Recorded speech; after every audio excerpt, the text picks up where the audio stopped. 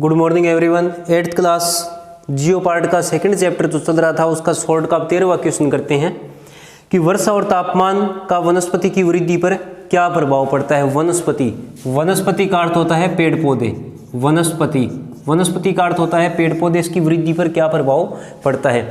Simple सी बात है, सीधी सी बात है कि जहाँ पर वर्षा अधिक होगी, पेड़ पौधों को जल प्राप्त होगा तो वो तीव्र गति से बढ़ेंगे।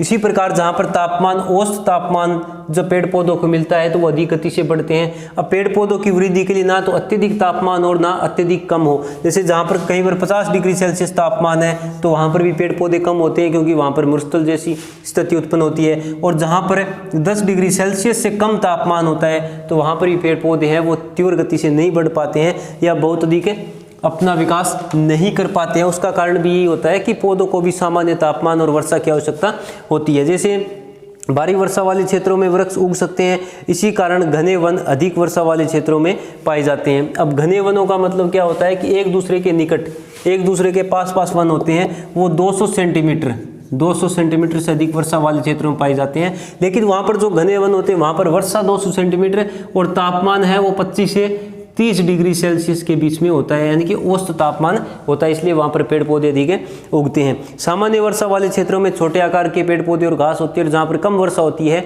कम वर्षा और तापमान अधिक, वहाँ पर बिल्कुल छोटे छोटे आकार के पेड़ पौधे या झाड़ियाँ या कांटेदार वृक्ष से उग पाते हैं। उसके बाद में हम देखते हैं आगे 14 क्वेश्चन, शॉर्ट का 14वां देखो कि वनों को उनकी पत्तियां गिरने के आधार पर कितने भागों में, कौन सी श्रेणियों में बांटा जाता है। एक है सदाहरित वन। अब नाम से ही पता लग रहा होगा सदाहरित, यानी कि सदा, हमेशा हरित, हरे रहने वाले, सदा हरे रहने वाले वन कि ऐसे वन जो हमेशा हरे भरे दिखाई देते हैं। अब वो ऐसा नहीं है कि वो अपनी पत्तियां नहीं गिराते हैं, वो अपनी पत्तियां गिराते हैं, लेकिन वहाँ पर कम से कम 4 से 5 प्रकार के वन पाए जाते हैं। वहाँ पर वनों की एक लेयर होती है। जैसे ये धरातल है, ये है भूमि। अब यहाँ पर सबसे ऊंचा वृक्ष है वो 60 मीटर ऊंचा होता है। उसके बाद में उसी के नीचे एक वृक्ष होता है जिसकी ऊंचाई 50 मीटर होती है। उसके नीचे है वो 30 मीटर होता है। उसके नीचे है वो 20 मीटर होता है। और फिर उसके नीचे एक छोटा सा वृक्ष होता है और फिर यहाँ पर घास होती है। तो जब एक वृक्ष पत्तियां गिरा देते हैं तो दूसरे वृक्ष हरे भरे दिखाई देती हैं। इसलिए हमें लगता है कि इन्होंने अपनी पत्तियां नहीं गिराई है, तो वो सदा हरे भरे। एक होता है पर्णपाती वन।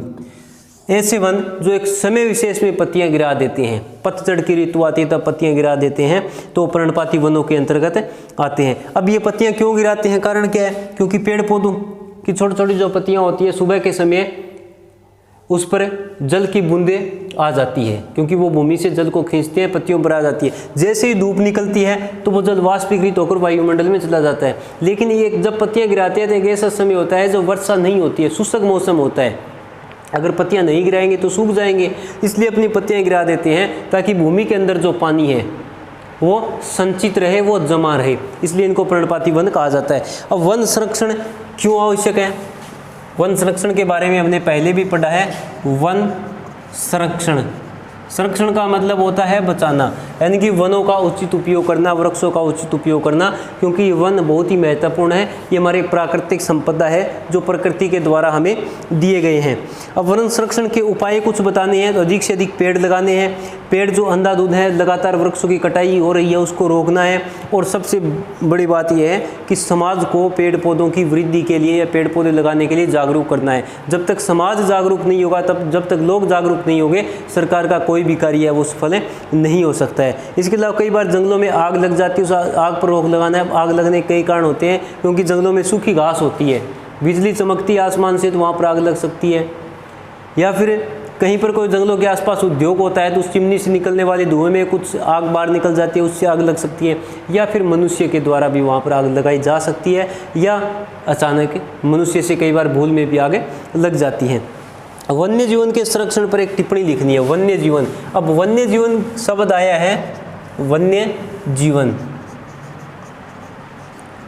अब वन्य जीवन शब्द आया तो सभी को पता है कि वन में रहने वाले जो जीव जंतु है वन्य जीवन के अंतर्गत आते हैं। और वन में अनेक प्रकार के जीव जंतु रहते हैं, जिसमें कि स्थल पर चलने वाले या फिर जल में रहने वाले, रेंगने वाले पशु पक्षी आदि रहते हैं। और बहुत सी प्रजातियां ऐसी है जो कि संकट का अर्थ होता है कि जो कि संकटापन प्रजातियां हैं। प्रजाति यानी कि एक जाति विशेष होती है, जैसे प्रजातियों में जैसे कि एक गाय की हो गई, उसके बाद में हाथी हो गया, शेर हो गया, ये कुछ प्रजातियां होती है, अलग अलग प्रकार के पशु, इनको प्रजाति बोलते हैं। तो ये प्रजातियां हैं वो लुप्त होने की, संकटापन, लुप्त तो मतलब वो कब दिखाई नहीं देती, बिल्कुल समाप्त हो चुकी है। संकटापन यानी कि कोई कोई दिखाई देती है, बहुत कम जीव जंतु बचे हैं उस पर, जैसे कि हाथी है बहुत कम दिखाई देते हो, शेर बहुत कम दिखाई देते हो, गाय बहुत कम दिखाई देती हो, वो संकटापन में आते हैं। इसका मूल कारण ये क्यों नष्ट हो रहे हैं, क्यों कम हो रहे हैं, इसका मूल कारण क्या है, इनका शिकार करना। सरकार ने शिकार पर रोक लगाई, लेकिन लोग गैर कानूनी तरीके से लगातार उनका शिकार करते हैं, उनको मारते हैं, क्योंकि इनसे जो है इनकी खाल है चाहे हड्डियाँ है उनकी बहुत महंगे दामों पर बिकती है, तो लोग व्यापार करने के लिए उनको मार देते हैं। तो हमें इसके अवैध शिकार पर है रोक लगानी चाहिए, लोगों को इसके लिए जागरूक करना चाहिए, तभी इनकी अवैध शिकार पर रोक लगेगी। अवैध शिकार पर रोक लगेगी तभी ये संकटापन प्रजातियों से बाहर निकलेंगे। और सबसे बड़ा हमें ये करना होगा कि वनों की कटाई पर भी रोक लगानी, क्योंकि जब घने जंगल होंगे तो इनका जो आश्रय स्थल है या रहने का स्थल है बहुत अधिक विस्तार हो जाएगा और ये संकटापन की प्रजाति में नहीं रहेंगे। उसके बाद में 17वां प्रश्न है दावानल। दावानल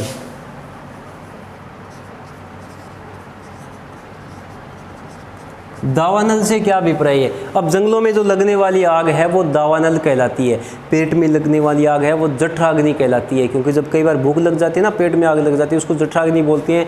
जंगलों में लगने वाली आग को दावानल बोलते हैं और ये बहुत ही भयंकर होती है, और ये इतनी भयंकर होती है कई वर्षों तक जलती रहती है। यानी कुछ जंगल तो ऐसे हैं जहाँ पर जिसके आसपास लोग ना रहते हो वहाँ पर कई महीनों तक या वर्ष तक भी आग है वो जलती रहती है। अब जैसे पीछे ऑस्ट्रेलिया में आग लगी थी, बहुत अधिक दिनों तक आग जलती रही, वहाँ पर करोड़ों की संख्या में जीव जंतु मर गए थे, करोड़ों की संख्या में पेड़ पौधे हैं वो नष्ट हो गए थे, जो एक हरा भरा क्षेत्र था बहुत ही वीरान हो गया था।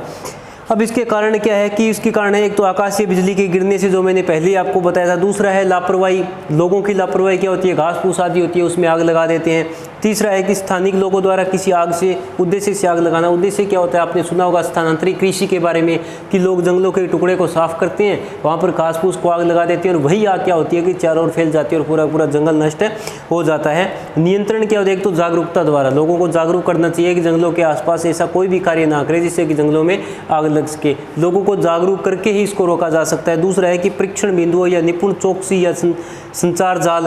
अब ये चीज़ें जो है परीक्षण करना, देखना कि वहाँ पर किसी प्रकार की कोई घटना तो नहीं हो रही है जिससे कि आग लग सकती है, उसका ध्यान रखना। संचार के जाल, जो आधुनिक टेक्नोलॉजी है या फिर संचार के साधन है उसके द्वारा उसका ध्यान रखना कि कहीं किसी प्रकार की आग लगने की संभावना तो नहीं है। उसके बाद में आपके लॉन्ग क्वेश्चन है, लॉन्ग।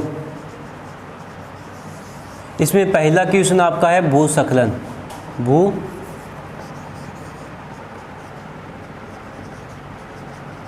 भूस्खलन। अब ये भूस्खलन क्या होता है, इसके कारण, हानि और न्यूनीकरण सभी के बारे में हमें बताना है। भूस्खलन जब पर्वत या पहाड़ उसके छोटे छोटे टुकड़े ऊपर से टूटकर नीचे की ओर गिरने लगे, जैसे एक पहाड़ होता है, इसकी आकृति कैसी भी हो सकती है। अब यहाँ पर जो छोटे छोटे टुकड़े हैं ये यहाँ पर है, ये धीरे धीरे टूटकर नीचे की ओर गिरने लगे, उसको भूस्खलन कहते हैं। किसी ढाल पर एकत्रित सेल के कणों के अचानक नीचे की ओर खिसकने की प्रक्रिया को, ये ढाल है इसकी, ये सेल है, चट्टाने हैं, ये एकत्रित होकर धीरे धीरे नीचे की ओर आ रही है, इस प्रक्रिया को क्या कहते हैं, भूस्खलन कहते हैं। और ये प्राय या तो भूकंप या ज्वालामुखी या फिर बाढ़ के साथ घटित होती है। जैसे कि अगर यहाँ पर भूकंप आता है तो ये टूटकर नीचे गिरने लगते हैं, या यहाँ पर ज्वालामुखी विस्फोट होता है तो ये पर्वत हिल जाता है तो ये टूटकर नीचे गिरने लगता है, या फिर जब बाढ़ आती है अचानक तीव्र गति से वर्षा होती है तो वर्षा के साथ बहकर ये चट्टान नीचे की ओर आने लगती है। लगातार भारी वर्षा में पहाड़ों में लगातार भारी वर्षा में मिट्टी यहाँ की कमज़ोर हो जाती है और नीचे की ओर आने लगती है। अब इससे हानि क्या होती है, भूस्खलन है वो, इसमें शब्द दिया है कि अपपर्दय होते हैं।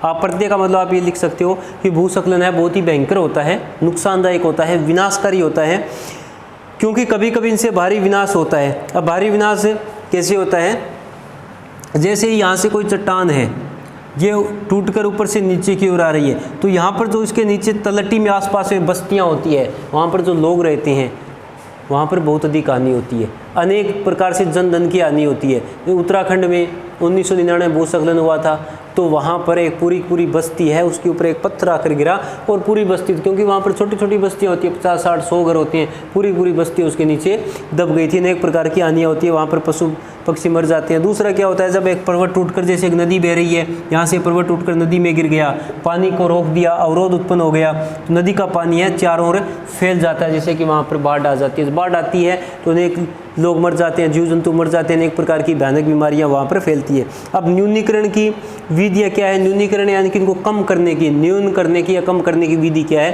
पहली है कि भूस्खलन के जितने प्रभावित क्षेत्र है, हमें ये पता लगाना चाहिए कि कहाँ कहाँ पर भूस्खलन हो सकता है, उसका एक मानचित्र तैयार करना चाहिए। फिर है भूमि से खिसकने से बचने के लिए प्रतीरधारी दीवारों का निर्माण करना चाहिए, या भूस्खलन को रोकने के लिए दीवारों का निर्माण। दीवारों का कैसे? जैसे कि कम ढाल वाला क्षेत्र है, वहाँ पर एक हल्की सी दीवार बनाई जा सकती है, ताकि ऊपर से अचानक से मिट्टी है वो नीचे की ओर ना जाए। फिर है भूस्खलन को रोकने का सबसे प्रभावी तरीका है वनस्पति का आवरण, सबसे ज़रूरी है। अगर यहाँ पर पेड़ पौधे होंगे ढाल पर, तो ऊपर से जो मिट्टी आ रही है, तो अचानक पेड़ पौधों की जड़ों के द्वारा उसको रोक लिया जाता है। दूसरा क्वेश्चन है मृदा का संरक्षण। कौन सा है? मृदा संरक्षण या मिट्टी का संरक्षण। मृदा को कैसे बचाया जा सकता है? अब मृदा का संरक्षण जरूरी है, क्योंकि मृदा एक प्राकृतिक संसाधन है। मिट्टी को बनने में 1 से 2 सेंटीमीटर मिट्टी को बनने में भी हजारों वर्षों का समय लगता है। पहला इसमें है मल्च बनाना। अब पौधों के बीच की जो आवरण रहित भूमि को है परवाल जैसे से ढक दिया जाता है। अब मल्च बनाना क्या है? मल्च बनाना, अब खेतों में हम पौधे लगाते हैं, जैसे एक लाइन ये हो गई, एक लाइन ये हो गई पौधों की, यहाँ पर भी पौधे हैं और यहाँ पर भी पौधे हैं। ये बीच की जो खाली भूमि है, खाली क्षेत्र पड़ा है, इस पर घास फूस आदि डाल देना चाहिए। अब इस पर घास फूस आदि डाल देंगे तो इसके अंदर, मिट्टी के अंदर जो नमी है वो बनी रहेगी। अगर घास फूस आदि नहीं डालेंगे तो जब तेज़ धूप पड़ती है तो मिट्टी की नमी है वो वायुमंडल में चली जाती है। तो मल्च बनाना क्या होता है कि जब पौधों की 2 पंक्तियों के बीच में खाली पड़ी भूमि होती है, उस पर घास फूस आदि डाल देना चाहिए, जिससे कि उसकी नमी बनी रहे। उसके बाद में है वेदिका फार्म। वेदिका फार्म,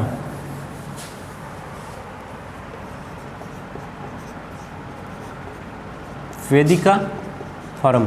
अब वेदिका फार्म क्या होता है? जैसे कि कोई पर्वत है, अब ये इसकी एक सीधा ऊंचा पर्वत है, ऊपर से नुकीला है।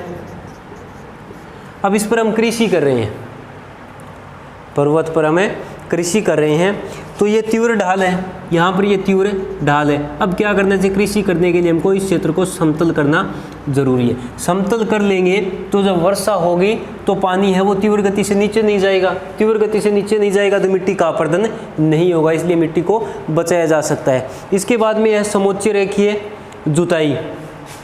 अब समोच्च रेखीय जुताई फिर वही पर्वतों पर की जाती है। अब जुताई देखो, समोच्च रेखीय जुताई क्या होती है? जैसे ये एक पर्वतीय ढाल है, अगर हम यहाँ पर इसी प्रकार से जुताई करेंगे, इस पर्वत को इस प्रकार समांतर करेंगे, तो मिट्टी का अपरदन होगा, क्योंकि पानी है वो ऊपर से नीचे की ओर आएगा और मिट्टी को बहा ले जाएगा। लेकिन इस पर्वत की ढाल पर अगर हम इस प्रकार से टेढ़ी जुताई करते हैं, एक समतल भूभाग बनाकर यहाँ पर जुताई करते हैं, तो क्या होगा कि हम यहाँ पर एक बांध बनाएंगे। यहाँ पर हम कृषि कर रहे हैं, यहाँ पर एक बांध बना रहे हैं, ऊपर से जो भी पानी आता है वो बांध के द्वारा या इस मेड़ के द्वारा, इसको मेड़ भी हम बोल सकते हैं, इसके द्वारा इस पानी को रोक लिया जाता है। तो समोच्च रेखीय जुताई से पर्वतीय क्षेत्रों में जो मृदा अपरदन होता है उसको रोका जा सकता है। उसके बाद में है रक्षक मेखलाएं। अब रक्षक मेखलाएं क्या होती है? रक्षक मेखलाएं, रक्षक मेखला,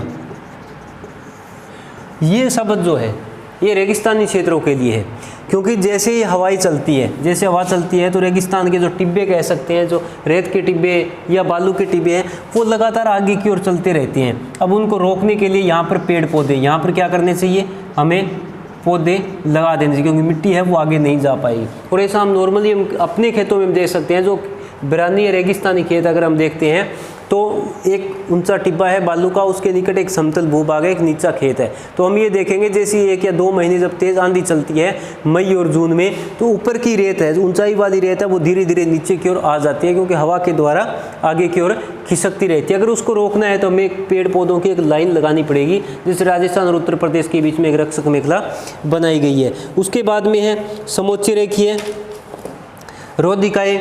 अब इसमें समोच्च रेखीय रोधिकाएं वही है जो हमने पहले पढ़ा था। समोच्च रेखीय रोधिकाएं वही है कि जो एक पर्वत है, उसकी ढाल है, उस ढाल पर क्या करते हैं, यहाँ पर पत्थर कंकड़ आदि को जमा कर दिया जाता है ताकि पानी को रोका जा सके। चट्टान बांध जल के बहाव को कम करने के लिए बनाए जाते हैं। जहाँ पर जल है वो तीव्र गति से बहता है, उसको रोक के धीरे धीरे जल को आगे जाने दिया जाता है, जिससे कि मिट्टी का अपरदन ना हो। और बीज की फसल लगाना, अब पहले ही हमने पढ़ा था कि वर्षा दोहन से मृदा को शुद्ध रखने के लिए अलग अलग समय पर अलग अलग फसलें का अंतर की भूमि को है। बीज की फसल क्या है, भूमि को खाली नहीं छोड़ना है, भूमि को खाली, बीज भी खाली नहीं, जब भी खाली भूमि होती है किसी न किसी फसल को लगाना है या फसल का उत्पादन करना है। तीसरा इसमें है जल संसाधनों का संरक्षण। जल संसाधनों का संरक्षण, किसका संरक्षण है, जल संसाधनों का संरक्षण है। अब जल संसाधन भी बहुत जरूरी है, क्योंकि विश्व में जो शुद्ध जल की आपूर्ति है वो लगातार कम होती जा रही है। क्योंकि 100% अगर हम जल माने तो उसमें से कितना 97.5% जल कहाँ पर है, महासागरों में है, महासागरों या सागरों में। और ये कौन सा है, लवणीय जल है, जो कि मनुष्य के उपयोग के लायक नहीं है। तो जल का संरक्षण भी जरूरी है कि आज विश्व में शुद्ध या पर्याप्त जल स्रोतों तक पहुंचना है बहुत बड़ी समस्या हो गई है, क्योंकि लगातार जल की गुणवत्ता है वो नष्ट होती जा रही है। जल एक नवीकरणीय साधन जरूर है, लेकिन जल को स्वयं को शुद्ध करने की, इसको कहते हैं स्वतः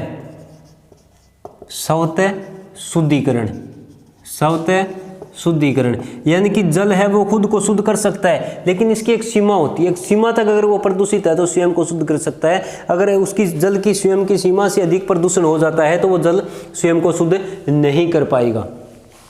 तो नवीकरणीय तो है, परंतु फिर भी लगातार जल में जो प्रदूषण हो रहा है उसके कारण शुद्ध जल की आपूर्ति है वो कम होती जा रही है।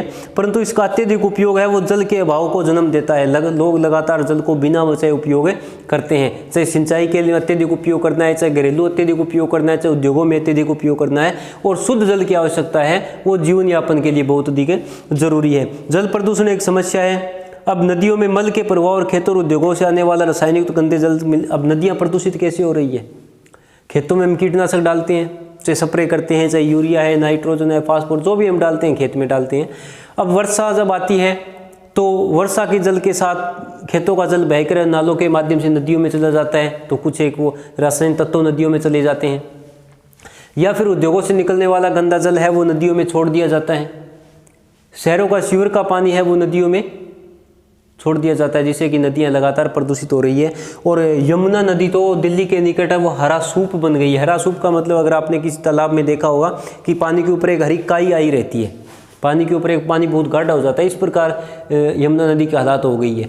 गंगा नदी है, उसमें प्रतिदिन है हजारों लीटर खून बहा दिया जाता है, क्योंकि वो यह गंगा नदी है वो कानपुर जैसे बड़े शहरों के निकट से गुजरती है। और वहाँ पर एक चमड़ा, कानपुर जैसे उद्योगों में चमड़ा उद्योग है, तो वहाँ पर पशुओं को काटा जाता है, तो हजारों लीटर, एक दिन में 15,000 लीटर खून है वो गंगा नदी में बहा दिया जाता है। तो हम सोच सकते हैं कि नदियाँ कितना अधिक प्रदूषित हो गई है। अब जल संरक्षण के उपाय क्या है कि एक तो पेड़ पौधे हैं वो लगाकर धरातल पर बहने जाने वाले जल की गति को धीमा करना चाहिए। अब पेड़ पौधे क्या करेंगे, हम पेड़ पौधे इस धरातल पर पेड़ पौधे लगा देंगे तो जल जो बह रहा है उस बहने की गति धीमी हो जाएगी। बहने की गति धीमी होगी तो जल है भूमि के अंदर चला जाएगा, जल भूमिगत हो जाएगा, जिसका कि उपयोग कर सकते हैं बाद में। दूसरा है धरातल पर बहने वाले जल को जल संग्रहण की विधि द्वारा सुरक्षित किया जा सकता है। अब अचानक से जो जल बह जाता है उस पर एक बांध, छोटा बांध बनाकर उस जल को रोक लिया जाता है, ताकि वो जब वर्षा ना हो या जल की कमी हो तो उसका उपयोग किया जा सके। दूसरा ये होता है हम बांध के द्वारा जल को रोकते हैं, जैसे एक जल जा रहा है, इस बांध के द्वारा जल को हमने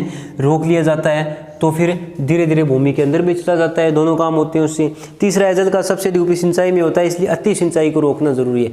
सिंचाई जरूरी है, सिंचाई जरूरी है, लेकिन अति सिंचाई खतरनाक है या फिर अति सिंचाई है वो नुकसानदायक है। अब कई बार हमने देखा होगा कि कुछ भूमि वहाँ उसके ऊपर पानी पड़ा रहता है, उसका बहुत ही महत्वपूर्ण कार्य होता है अति सिंचाई के कारण, क्योंकि हमने लगातार उसमें सिंचाई करने से उसके अंदर की जो चट्टानें हैं वो कठोर हो गई है, उसके अंदर जो छिद्र थे वो रुक गए हैं, तो ऊपर का पानी ऊपर रहता है, नीचे का पानी नीचे रहता है। जब तक ऊपर और नीचे के पानी का आपस में मिलन नहीं होगा तब तक वो भूमि है बंजर बनी रहेगी। तो अति सिंचाई है वो बहुत ही भूमि के लिए खतरनाक है या फिर एक भयानक है स्थिति उत्पन्न कर सकती है। फिर है नहरों को पक्का करने से। अब नहरों को अगर पक्का कर दिया जाता है तो पानी रिस्क कर नहीं जाएगा, तो नहरों को पक्का करने से भी जल संरक्षण किया जा सकता है। जो जल का रिसाव होता है, जल नष्ट होता है, उसको रोका जा सकता है। पांचवा है रिसाव और वाष्पीकरण से होने वाली जल की स्थिति को रोकने के लिए स्प्रिंकलरों सिंचाई करनी चाहिए। स्प्रिंकलर क्या होते हैं? जब बूंद बूंद से हम सिंचाई करते हैं, टपकन विधि है। एक है फुहारा विधि, कि फुहारा विधि से हम सिंचाई करते हैं तो उससे भी जल, जो सिंचाई में जल उपयोग किया जाता है, उसकी बचत की जा सकती है। और वाष्पीकरण की दर अधिक दर वाले शुष्क प्रदेशों में ड्रिप या सिंचाई, पांचवा और छठा दोनों लगभग एक ही है, इनमें से दोनों में से पांचवें या छठे पॉइंट में से एक कर लेना। उसके बाद में चौथा प्रश्न है वनस्पति और वन्य जीवन बहुत ही बहुमूल्य संसाधन है। चौथा कौन सा है? वनस्पति, वनस्पति या पेड़ पौधे और वन्य जीव दोनों ही बहुमूल्य हैं। क्यों है बहुमूल्य? वनस्पति और वन्य जीव बहुमूल्य क्यों है? कि पौधों से हमें लकड़ी मिलती है, इमारती लकड़ी मिलती है, जो कि बहुत ही जरूरी है। पौधों से हमें ऑक्सीजन मिलती है, क्योंकि पेड़ पौधे वायुमंडल में ऑक्सीजन छोड़ते हैं, जो कि जरूरी है। पेड़ पौधे हैं वो कार्बन डाइऑक्साइड का ग्रहण कर लेते हैं, जो कि पृथ्वी पर तापमान बढ़ाने के लिए बहुत ही तापमान बढ़ाती है। अगर पेड़ पौधे कार्बन डाइऑक्साइड का ग्रहण नहीं करते तो पृथ्वी है वो लगातार गर्म हो जाती। प्राणियों को आश्रय प्रदान करते हैं, ये भी जरूरी है। प्राणियों को इनको कौन आश्रय प्रदान करता है? पेड़ पौधे करते हैं, इनकी छांव में रहते हैं, इनके निकट रहते हैं, ऑक्सीजन उत्पन्न करते हैं। वन फसल पैदा करने के लिए मृदा को सुरक्षा करते हैं, क्योंकि एक तो है पेड़ पौधों की पत्तियों से अनेक प्रकार की जैविक खाद बनती है, दूसरा है कि मिट्टी के अपरदन को रोकते हैं। रक्षक मेखला के रूप में बहुमूल्य रक्षक मेखला पहले जिक्र किया है। जब रेगिस्तान आगे की ओर खिसक रहे हो तो वहाँ पर एक लंबाकार आकृति पेड़ पौधे लगा दिए जाते हैं, जो कि मिट्टी के अपरदन को रोकते हैं। भूमिगत जल में आपूर्ति हो जाती है। क्यों हो जाती है? आपने पहले भी हम थर्ड पर्सन में पढ़ रहे थे, तीसरे क्वेश्चन में पढ़ रहे थे कि पेड़ पौधे लगाने से क्या होता है कि भूमि पर जो जल का भाव है वो कम हो जाता है। लगातार भूमिगत जल होने से भूमि में जल की आपूर्ति होती रहती है। तो अनेक प्रकार के इनके फायदे हैं। फिर है विश्व भारत में वन्य जीवों के संरक्षण के लिए क्या क्या उपाय किए गए हैं? किसके संरक्षण के लिए? वन्य जीवों के संरक्षण के लिए। पांचवा क्वेश्चन है वन्य जीवों का संरक्षण। संरक्षण का मतलब वही है वन्य जीव जंतुओं को बचाना। अब इसमें भविष्य के लिए कुछ महत्वपूर्ण कदम उठाए गए हैं, चाहे भारत या विश्व के अनेक देशों में, कि लगातार वन्य जीवों की जो प्रजातियां लुप्त हो रही है, संकटापन्न प्रजातियां, उनको बचाया जा सके। पहला क्या है कि विभिन्न देशों में राष्ट्रीय उद्यान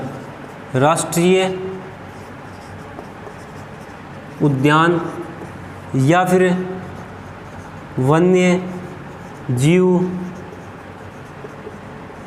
अभयारण्य बनाए गए हैं। अब राष्ट्रीय उद्यान या वन्य जीव अभयारण्य क्या है कि यहाँ पर जीव जंतुओं की जो संकटापन्न प्रजातियाँ या लुप्त होती हुई प्रजातियाँ उनको रखा जाता है।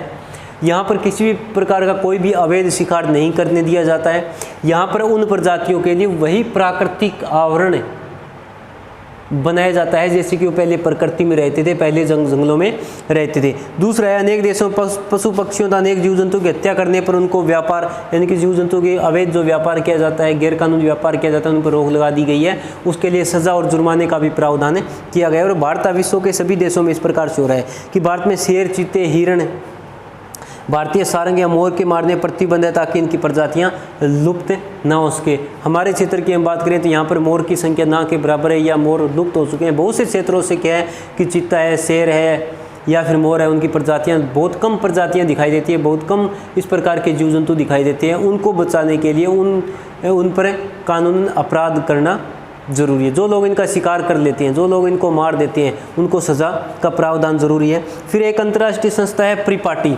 CITES, the invention on international trade in danger species of wild फोना एंड फ्लोरा की स्थापना की गई। अब आपको क्या करना है कि आपको इतना लंबा नाम तो याद रहेगा नहीं, इसके लिए आपको सिंपल सा करना है कि CITES कौन सी अंतर्राष्ट्रीय संस्था है? सिंपल लिख देना CITES, CITES। तो विश्व में इस प्रकार आप लिख देना कि एक अंतर्राष्ट्रीय संस्था परिपाटी CITES बनाई गई है, बनाई गई है। इस संस्था में विश्व के अनेक प्राणियों की सूची तैयार की जाती है। सूची कैसे तैयार की जाती है कि कौन से प्राणी है वो लुप्त होने वाले हैं, कौन से प्राणी है वो संकटापन्न है, इस प्रकार की एक सूची बनाई जाती है। कौन सी? CITES, इस प्रकार की एक अंतर्राष्ट्रीय संस्था बनाई गई है। फुल फॉर्म आपको याद नहीं करनी है, सिर्फ इसको शॉर्ट में याद करना है, CITES। फिर यह सूची में शामिल सभी पक्षियों तथा प्राणियों के व्यापार पर प्रतिबंध लगाया जाता है। पहले एक सूची बना ली जाती है, फिर उसमें कुछ एक प्रजातियां, जैसे कि सबसे पहले बनाया जाता है कि लुप्त की कौन कौन सी प्रजाति है वो लुप्त हो गई है। उसके बाद में जैसे कि संकटापन्न, अब कौन सी ऐसी प्रजाति है जो कि लुप्त हो सकती है, उस पर लुप्त होने के संकट है। तीसरी प्रजाति जैसे कि दुर्लभ यानी कि ऐसी प्रजाति जो कहीं कहीं पर दिखाई देती हो। इस प्रकार की एक लिस्ट बना ली जाती है, उसको कैटेगरी में बांट लिया जाता है, फिर उनका संरक्षण किया जाता है, उनके लिए कानून बनाए जाते हैं। तो आपका जो सेकंड चैप्टर है ये पूरी तरह से कंप्लीट होता है। जो याद तो आपको सारे करने हैं क्वेश्चन, लेकिन जो राइट करने हैं लिखने हैं वो आपको ग्रुप में बता दिया जाएगा कौन कौन से क्वेश्चन राइट करने हैं। सभी बच्चे नियमित रूप से अपना होमवर्क करें और सेंड करें कि पता चले आपने कितना होमवर्क किया है। आपको लेसन समझ में आया होगा। कोशिश करना आप समझने की, पहले आप प्रश्न समझना कि प्रश्न में क्या पूछा गया है, उसके बाद में आप आंसर को 2 या 3 बार पढ़ोगे तो आपके ध्यान में आ जाएगा, याद हो जाएगा। फिर भी अगर आपको किसी प्रकार की कोई दिक्कत या प्रॉब्लम समस्या आती है तो आप बता सकते हैं कि ये समस्या इस क्वेश्चन में आ रही है, उसका समाधान करने की कोशिश की जाएगी। लेकिन होमवर्क है वो नियमित रूप से होना चाहिए। अब ये दूसरा लेसन आपका कंप्लीट हो चुका है। अब रिवीजन करने के बाद में इसका टेस्ट लिया जाएगा और टेस्ट है वो सभी बच्चों ने देना है। फिर भी अगर कोई बच्चा नहीं दे रहा है तो वो रीज़न बताए कि टेस्ट क्यों नहीं दे रहा है, उसका रीज़न क्या है। Thank you, have a nice day.